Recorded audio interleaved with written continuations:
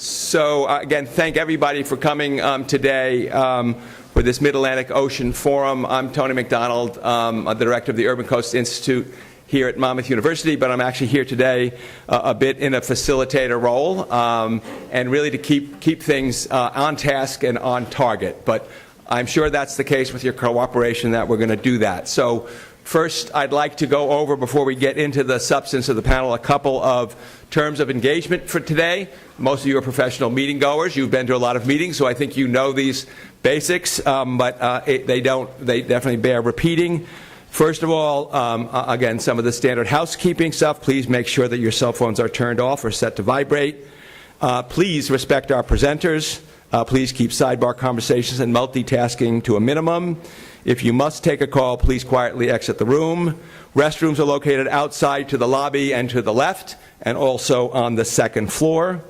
When you registered, you should have signed in for a roundtable breakout session.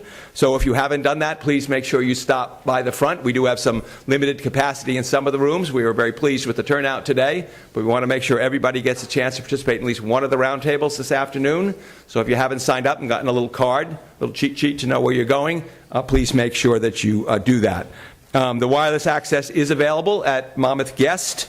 Wi-Fi daily password is WI0871E. That's actually on this, so if you haven't picked that up at the front, that's written down, but you're not multitasking, so you probably don't need that Wi-Fi. So just remember, you can't, as a former real lawyer, you can't double bill your time. Just remember that. You need to be here on mine and on place.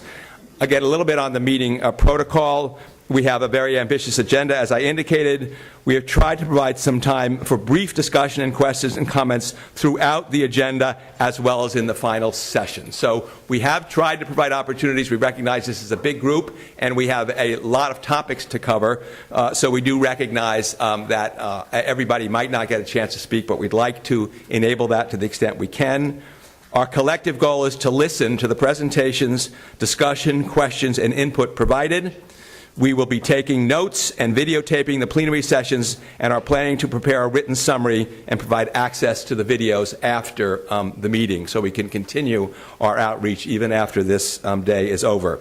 As a facilitator, part of my role, as I mentioned, is to assist the session leads with keeping the discussions on task and on time. Please pay attention to the times on the agenda. It will be important that we move promptly to regroup after the breaks and lunch. It's a pretty big group, and they seem to enjoy each other's company from this morning's exercise, so please do enjoy each other's company, but please respect our speakers and move back into the sessions as promptly as possible. To be successful, we definitely need your cooperation. Please keep your comments respectful, brief, and to the point so that we can maximize the opportunity for everybody in the room to participate. There is not enough time for debate or tangential conversations or drawn-out stories. If you would like to speak, please raise your hand and wait for to be recognized by the session lead or facilitator. Staff on each side of the room will provide handheld mics. Please provide your name and affiliation for the question. So we'll have student staff walking up and down the sides if you would like to ask a question. Our apologies if we cannot get to everyone. We have provided, I believe everybody in your file should have gotten index cards, and if you need more, let us know. We'll pass them out. That can be used to write any additional thoughts or comments or questions. We ask that you pass them down to the side or make somebody in the desk has those, because we will actually incorporate them into the record as well, and be sure that we can accommodate those questions if our time does not allow us to get to you. We apologize for that. Remember that MACO's purpose in convening this forum is to listen and gather information. The group is not being asked to reach any conclusions, resolve differences or issues that may be identified. Rather, we are gathering your perspectives and your suggestions so that we can develop a path and a way to move forward collaboratively with everybody in this room and many others. So with that, we'll move it right into the agenda. I do apologize, and Kelsey Leonard sends her apologies. She had planned to join us. She has been our tribal representative from the Shinnecock Indian Nation. Unfortunately, she is not able to do that. So actually, I think you're going to do that as part of the panel, Liz. So why don't we ask the first panel to come right up. Liz is going to give a welcome. I apologize. So Liz Semple, sorry. She's our state host. She has many roles today, so I forget that. So if I could ask Liz to come up and give us a welcome, we'll jump into the program. Thank you very much.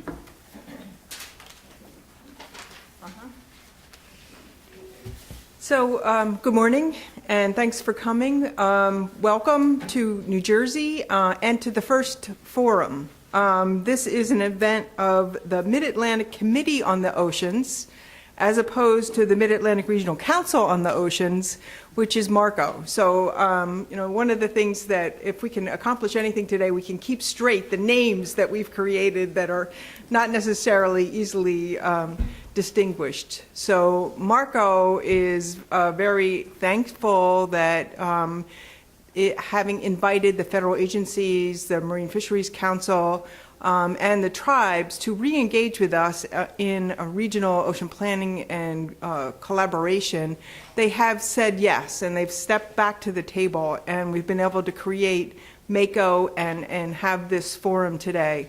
As Tony said, the forum is an initial effort to bring the group back together and to start the conversation, and we're hoping to perfect our interaction and coordination moving forward. We are doing this building on years of collaboration and coordination and planning that led to the first Mid-Atlantic Ocean Plan, which was a success, and there's copies of it out on the table outside this room if you haven't yet seen it. But this group in general has been successful in regional ocean planning coordination previously, and we expect to be moving forward. I do want to thank Tony and Monmouth University for hosting us, and Tony in particular for stepping forward and helping us coordinate the planning for this forum, and also planning for MACO as well. Tony's been extremely helpful in pulling this all off. I want to thank the Planning Forum Leadership Committee, who is coming up next to give you the charge for the day. They have been working diligently over the past couple of months to plan this event and also pull off a new mission and a set of objectives and goals for MACO moving forward.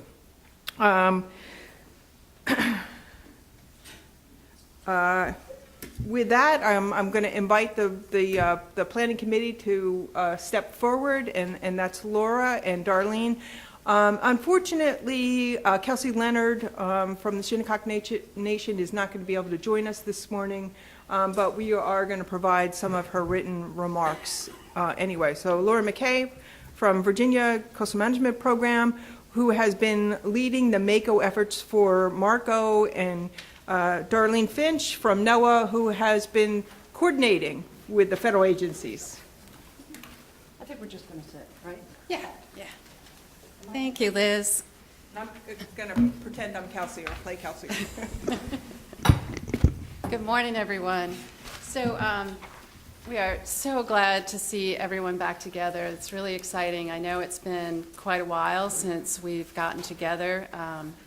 We've all been through a lot over the past year or so, and we're grateful. You're going to hear from Deerin a little bit later to lay the groundwork about the new executive order. We're really grateful that there is one for the ocean.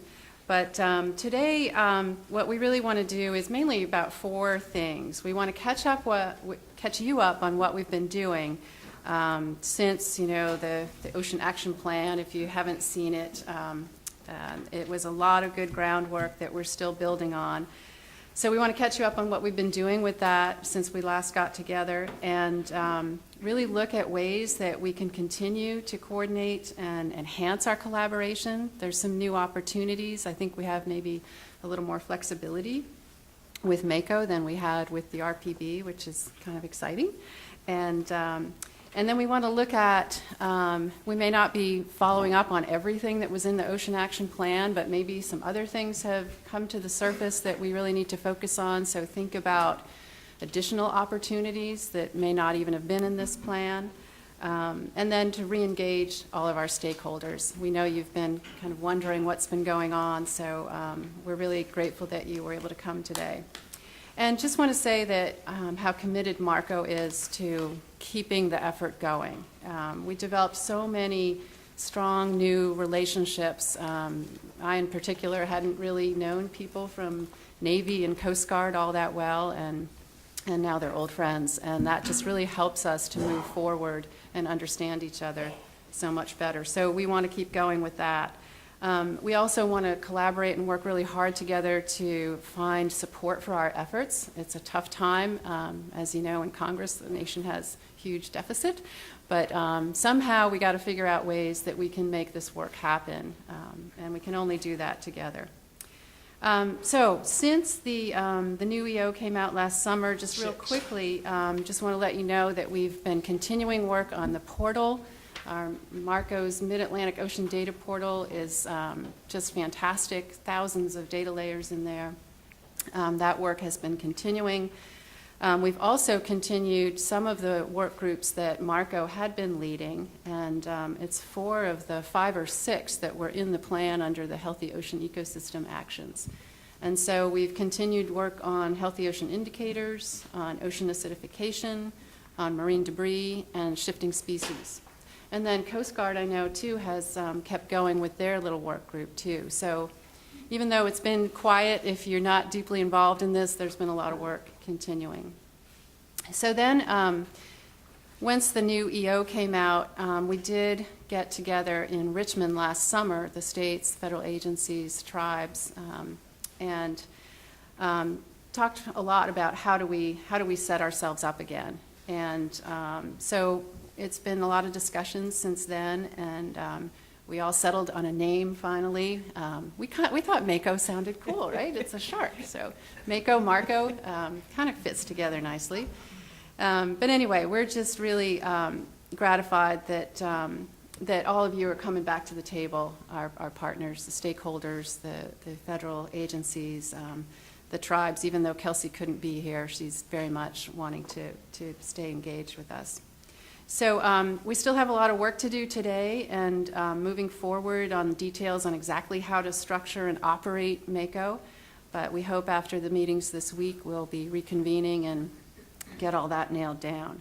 So we're old hands at doing this, as our friend Joe Tangen loves to say. We're building the plane while flying it once again. And as I like to say, from watching Phoebe on Friends, it's lather, rinse, repeat once again.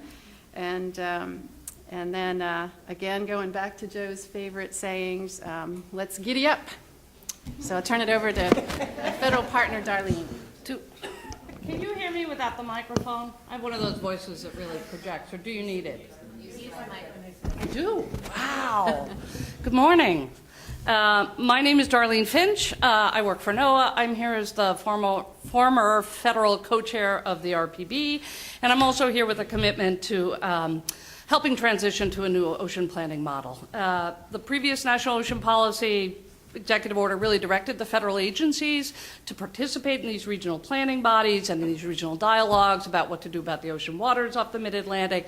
And while this new EO has abolished that, there's still a real commitment from the federal agencies that there's a lot of reason for us to be coordinating on a regular basis, that we have activities that intersect with each other, and we really need to figure out how to look at some value-added things that we can gain from looking across the federal agencies with the states, with the tribes, and the Fishery Management Council.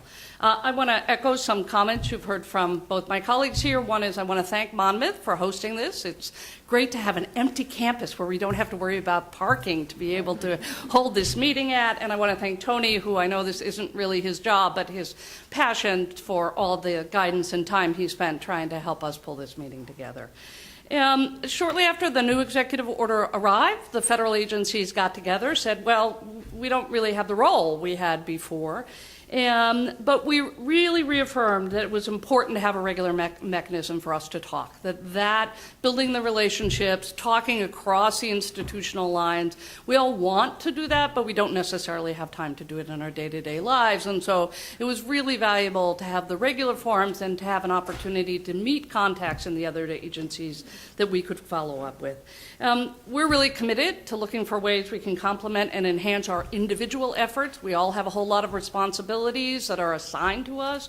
But there are things that we can do looking across other agencies and with the states and the tribes that can, and the council to support that. And we also want to make sure we're not duplicating efforts. That happens sometimes. I know, it's hard to believe, but it does. I want to thank Marco, the Mid-Atlantic Regional Council on the Ocean, for leading the way forward. It was really up to them to kind of lay out the new landscape for us, and they've done that, and they've invited us to join them. So it's really beneficial for us to have all 5 states in the discussion. It gives us a much better opportunity to understand where they're headed, what the perspectives are, and how we can build that relationship. MACO is really a response to continuing communication and coordination across the range of governmental entities, because there are a lot of us that have an interest in our ocean waters.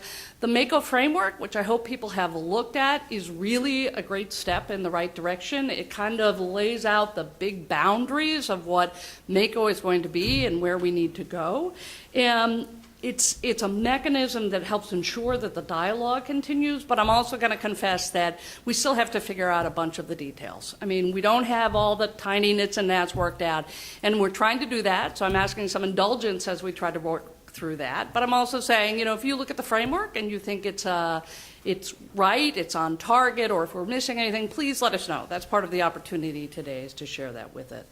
I guess I do want to just reaffirm that the federal agencies are really committed to continuing to do this, to communicating, to working across each line, to finding collaborative opportunities. It's part and parcel of what we do. And so it's important for us to continue to do that. We are also committed to using the previous work as our starting point. We spent a lot of time, energy, sweat, tears, lots of discussions to get there. It's actually getting a little dated at this point, our Ocean Action Plan. A lot of things in that plan were completed, but it's we believe that's where we need to start. We spent a lot of time getting to those points of consensus, those places that we agreed needed additional attention, and our intent is to build from there. So, you know, my final words are, we're here to listen, we're here to learn, we're here to engage. So I look forward to today. Thanks. I just want to add some comments that were supposed to be from Kelsey Leonard.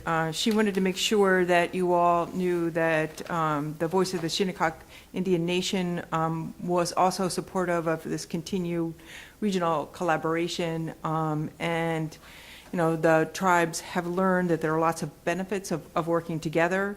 The Pamunkey tribe joined the regional planning efforts in 2016, and in 2018, 6 other tribes in Virginia joined as well. I'm going to ask Laura to say their names because I don't want to insult them. Yeah, we were very excited. This was a long time coming, but the Pamunkey tribe joined in 2016, and then just last year we had 6 other tribes that were in our coastal area, and they are the Chickahominy, the Eastern Chickahominy, the Upper Mattaponi, and the Nansemond. So we welcome them. Okay. So those are the tribes of the Powhatan Nation and Pocahontas. So it's pretty cool to have them recognized. And we're going to try and buy some land for them with our CZM dollars. Okay, great. Right, John? So Kelsey also wanted to make sure we welcomed all the members of the public and the stakeholders that have joined us today. Your input has been crucial to get to the point that we got to in the Regional Ocean Plan, and we look forward to working with you all moving forward.